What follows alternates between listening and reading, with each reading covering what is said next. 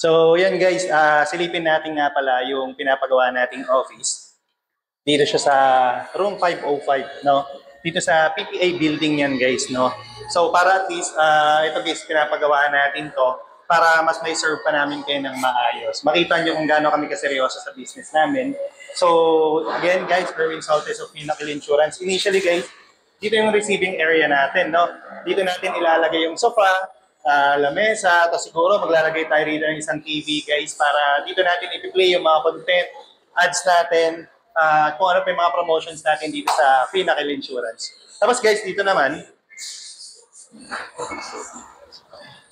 and dito guys, dito na yung magiging pinaka-office natin, no? So actually guys, ayan, bitanan, kinaharangan lang natin, kasi EDSA guys, medyo maingay. Narinig mo yung LRT, yung mga truck na dumaraan. So ngayon, syempre, pag na-cover na yan, naayos na yan, mas magiging timing na yung opisina natin.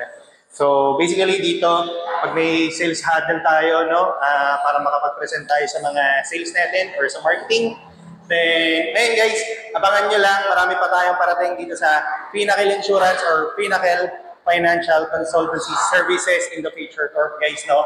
We offer car insurance, truck insurance, inland marine cargo insurance, at marami pang ibang mga loan products kamuha ng Sunflower Share Loan, business loan, personal loan.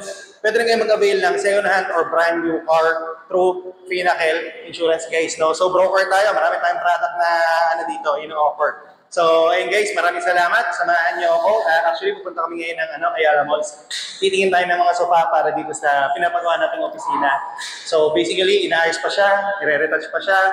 So, yun guys, maraming salamat sa suporta niyo. Lalang-lalo sa mga valued partners and clients ni Pinnacle Insurance. Have a nice day.